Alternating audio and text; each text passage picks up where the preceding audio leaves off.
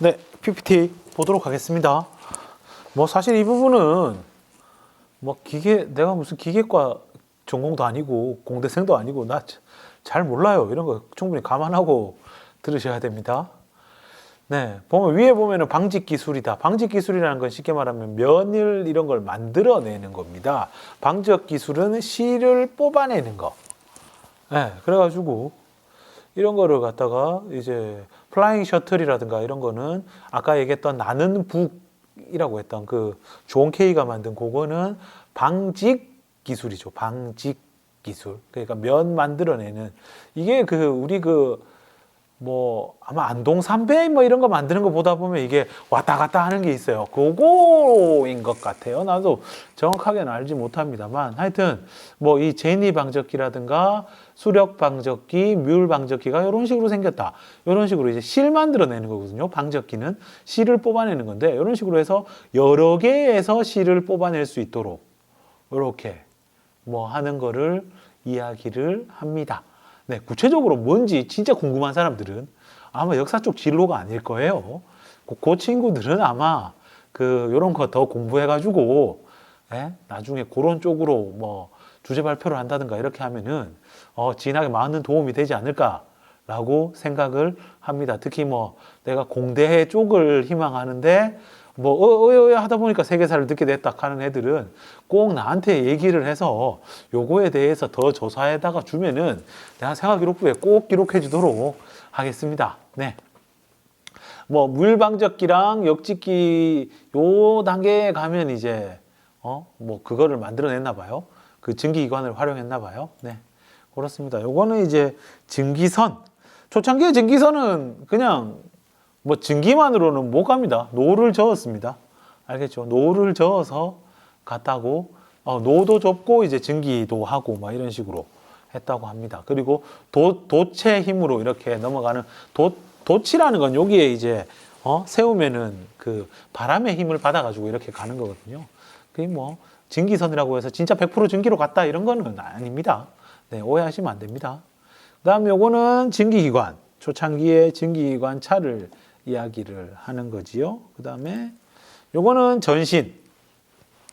이렇게 해서 전기 신호를 주면은 또 하면서 갑니다. 처음에는 유선 전신이었으나 나중에는 무선 전신도 마르코니인가요? 하여튼 그 사람 때 되면은 무선 전신도 보냈다고 합니다. 네, 그 다음에 요거는 전화의 원리. 야, 이런 거는 정말 신기한 것 같아요. 네, 전화의 원리. 네, 하여튼 그렇습니다. 요거는 뭐 에디슨이 만들었다, 벨이 만들었다. 그다음 또 뭐 요새는 또 누구 하면서 나오는 얘기가 있던데. 뭐 하여튼 이것도 뭐 내가 지금 전화 누가 먼저 만들었나 이런 거 따지려고 하는 게 아니기 때문에 네, 여러분들이 더 궁금하면은 더 찾아보면 됩니다. 이 세계사라는 건 범위가 굉장히 넓거든요. 나도 아는 것보다 모르는 게 훨씬 많아요. 네, 그래서 이런 부분까지 내가 세세하게 신경 써주시는 못한다 하는 거 이해해 주기 바랍니다. 자, 어쨌든 이제 산업혁명 이후에 변합니다. 영국의 산업 생산량 같은 경우 요거는 내 책에 있는 그 인포그래피 세계사인가? 뭐 그건데 1781년에 생산량을 4로 한다면 1905년에서 1913년 그 사이에 생산량을 100이라고 한다면 이게 1780년대 생산량과 비교하면 거의 25배.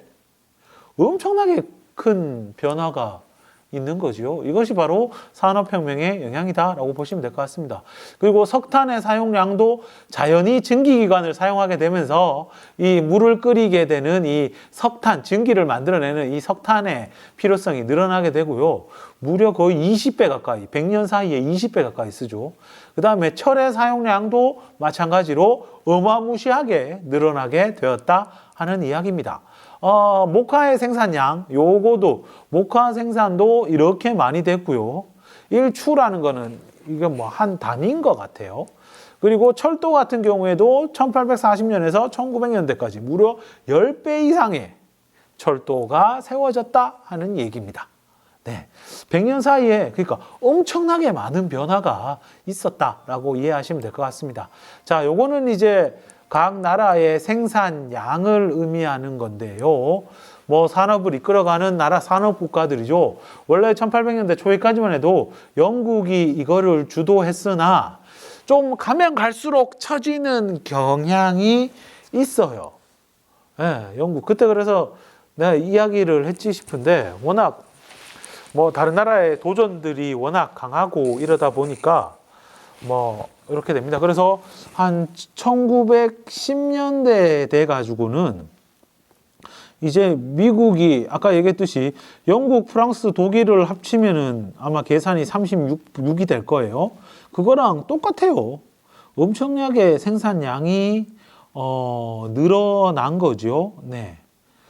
그래가지고 뭐 그랬다. 하여튼 미국과 독일의 강력한 도전을 받게 되었다 하는 이야기입니다.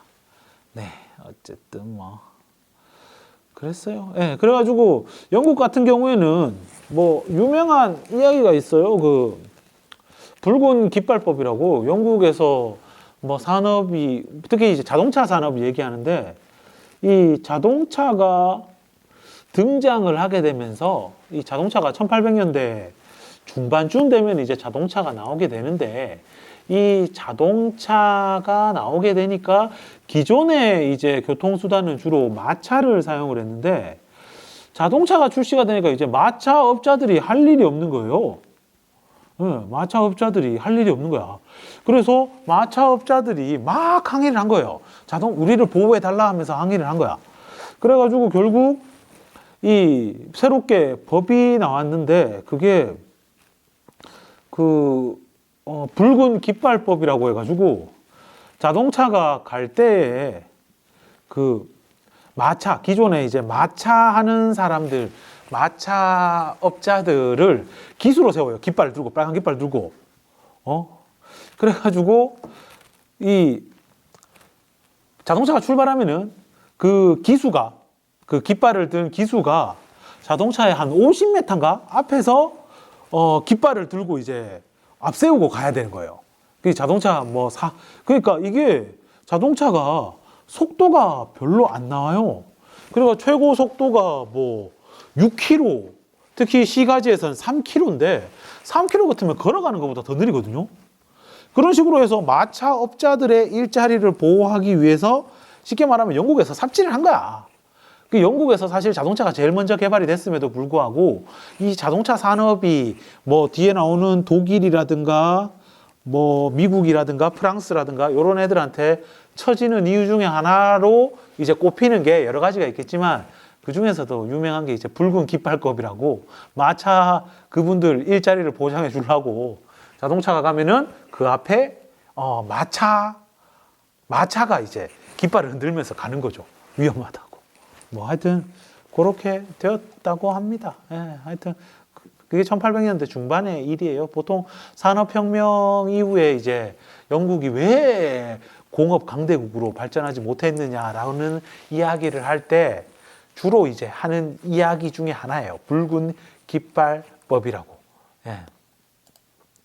그 다음에 이거는 초기에 공장에 그 애들을 갖다가 이제 공장에서 이제 활용을 하는 거죠. 기계가 이때는 어마무시하게 크니까 뭐 고장 났을 때 대처를 위해 가지고 이런 어린 아이들 그리고 인건비가 상대적으로 싸니까 뭐 이런 식으로 했다고 해요. 예, 이 친구들이 뭐 공부도 못하고 뭐 이렇게 되니까 나중에 공장법이라는 걸 만들어 가지고 9살 이하는 일 못 시키게 하고 공장 주인은 애들 공부시키기 위해서 학교를 무조건 만들어라 이런 법령이 영국에서 나오게 되는 거죠. 그리고 요 생시몽 푸리에 로버트 오웬 이 사람이 이제 그 사회주의 어떻게 보면 1세대 학자 사회주의자들이죠. 공상적 사회주의자라고 부르는 이 공상적 사회주의라는 말은 그 뒷세대 사람들이 이 앞에 있는 사람들은 정말 어떤 몽상과 같은 생각을 하고 있었다. 이 협력과 공동체 이걸로 사회주의가 어떻게 되냐 이런 걸로 자본가들이 어떻게 자기 이권을 내놓느냐 뭐 이런 거죠. 그래가 그 뒤에 나오는 이 마르크스나 엥겔스라든가 이 사람 같은 경우에는 그 뭡니까 혁명과 폭력을 통해서 사회주의를 실현해야 된다라고 주장을 한 거죠. 이 포즈 생각나는 거 없어요? 이거 나폴레옹 포즈라고 하는 우리 그 갑신정변 때 주인공들도 이 포즈를 하죠. 이게 유럽의 유행처럼 번지게 되는데 이때 마르크스도 이렇게 했다고 합니다. 뭐 썰에 의하면 나폴레옹이 아파가지고 옛날에는 이제 자기 그림을 그리는데 자기 뭐 속병이 있어서 뭐 위쪽에 뭐 안 좋았나 봐요. 소화가 잘 안 되고 속 안 좋고 이러니까 자연스럽게 이제 아프니까 이렇게 옷 안으로 손을 집어넣게 되는데 그게 나중에 뭐 유행처럼 번졌다 하는 이야기가 있습니다. 네. 잡소리가 길었습니다. 이렇게 하면은 PPT 끝내도록 하겠습니다.